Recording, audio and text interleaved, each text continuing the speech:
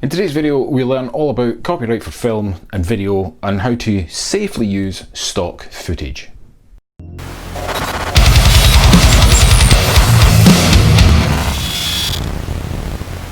How's it going? Welcome to a new video. Following on from my last video, which I'll link here, which was about whether you can use copyrighted music in YouTube videos, this video will look at the same but for film and video.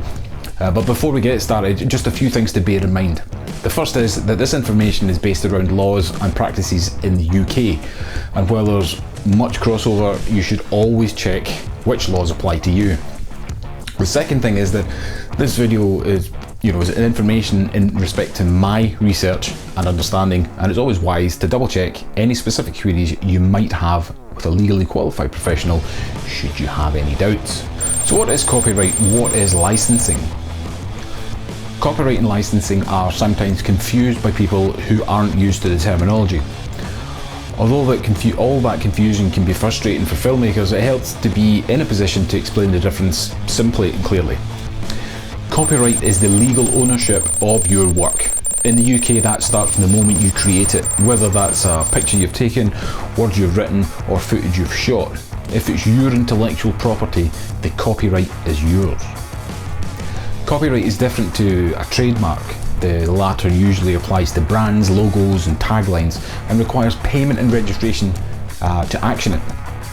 Licensing is sometimes the copyright holder can provide to another party to allow them to use their intellectual property. So in this case, we're talking about film footage.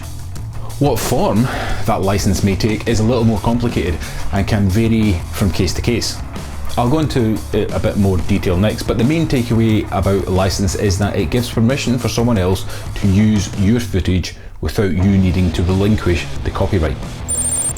What form of license? Asking about a license can be like asking how long a piece of string is. In short, it can be anything you want it to be. If the footage is yours, then it's up to you to set the terms and restrictions of the license. Here are a few of the most common examples. Rights managed. With traditional rights managed stock, that is, you buy one item for the specific project. If you want to reuse the image or use it outside the original agreement, you need to renegotiate or buy further use rights. What's usually most appealing about rights managed audio and video is that it can be exclusive, meaning you're the only one that can use the clip. Royalty free. I find myself frequently yelling that the royalty free doesn't mean you can use something for free. I appreciate the wording sends a mixed message if you aren't in the industry, but don't let it trip you up, or your client for that fact. Royalty free means that once you've paid for your license, you can use the footage across more than one project without paying for it again. And there are usually restrictions, and you should read those carefully to be sure you're abiding by them. Then there's fair use. Now this is a lengthy explanation, but it's probably the term that most crucially to understand and to be able to convey to others. Still stick with me. Fair use isn't a license as such, but it's something that gets bandied around, particularly when it comes to using audio tracks and someone else's video footage. There's a common misconception that you can use a certain length of footage or music and get away with it. That's not the case. And it's something people can confuse as fair use. Fair use is actually an elastic and precarious term. You should always make every effort to get official permission to use something. That isn't always possible, I appreciate that, and if you're then using that footage or music as something short and demonstrative, then it could be considered fair use.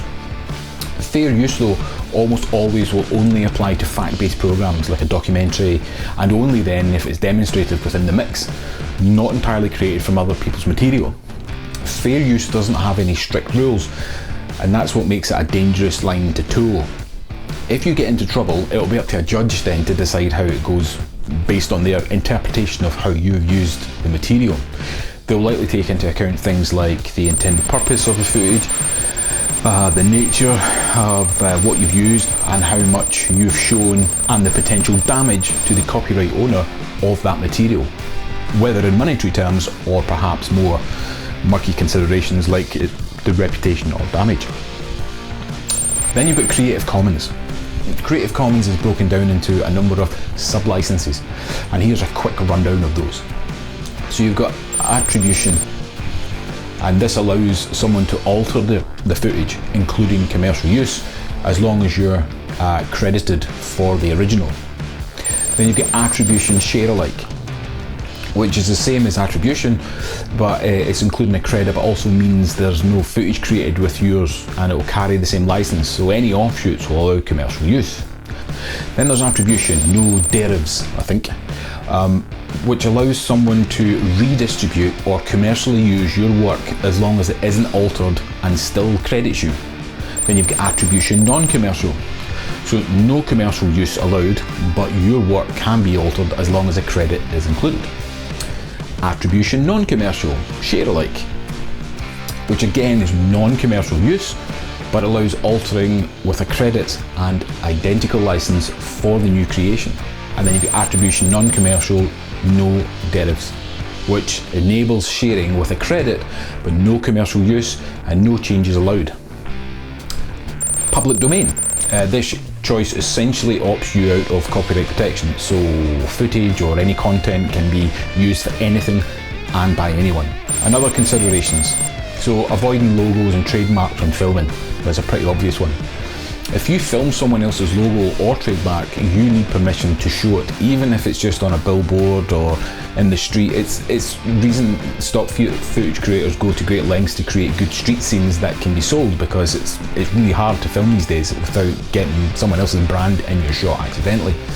This also drags us back to fair use. If you're filming, you happen to accidentally catch a logo in something as you pass it, it probably does fit the fair use bill, but you need to consider everything previously discussed. It's probably better to avoid it entirely where possible. And if you're uploading footage to a stock site, that's something that will be covered in the terms and conditions of the uploading, so it'd be best to make sure that you're covered all your bases. Many broadcasters won't show something that's considered to give undue prominence to a brand or a product, even if that's entirely accidental. Filming in restricted locations. Another falsity that rears its head from time to time is the notion that land and that the public has access to is always public land. Filming and photography in privately owned places like transport stations and shopping malls is usually forbidden, and you can find yourself in trouble if you ignore those rules. It's also the case here in the UK that certain historical properties don't want you using them commercially, and so if you were to film on their land without permission, when they've said no, then they're within their rights to take you to court. You're usually fine with filming on actual public land or common land, but it's always wise to check who owns what before you plan a shoot. In the UK, the rules and laws are different between each nation, and you should always check where you're filming before you get there. Filming people. Filming people who are in crowds or who are in the background of a scene has become more complicated in some countries since the introduction of the General Data Protection.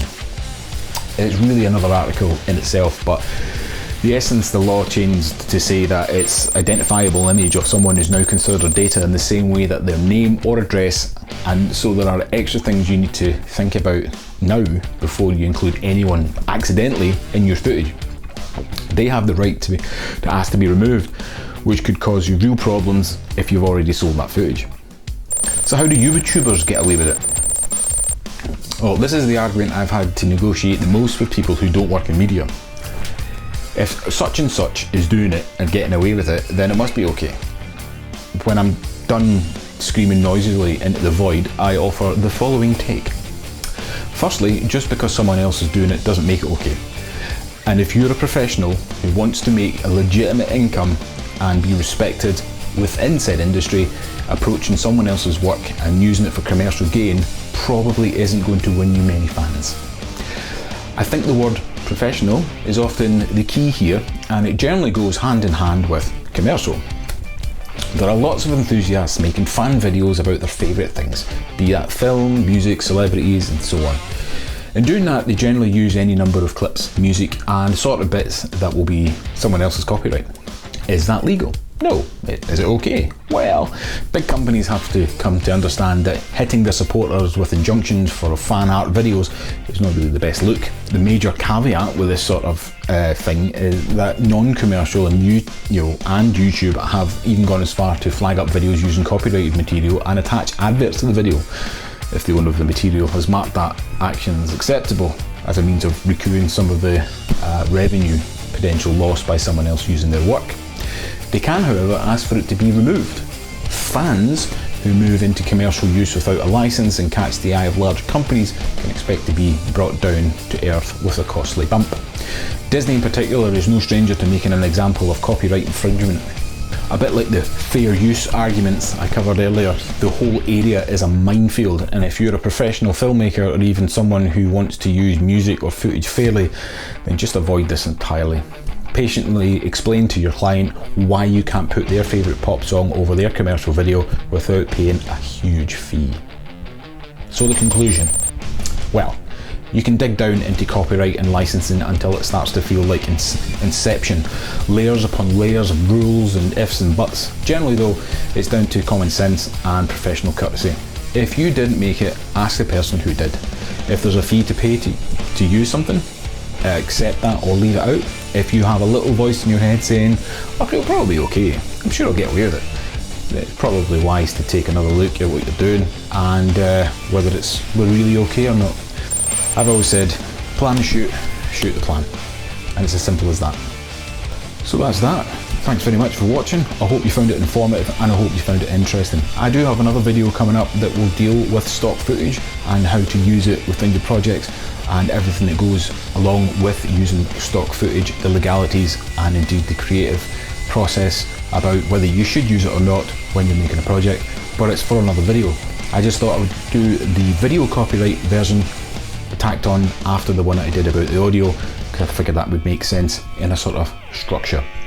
So thanks for watching, and thanks for everybody that's helped me cross over my 500 subscribers mark. That's really cool. If you like this video, hit a like, please subscribe, think about it, and indeed I will see you all on the next one.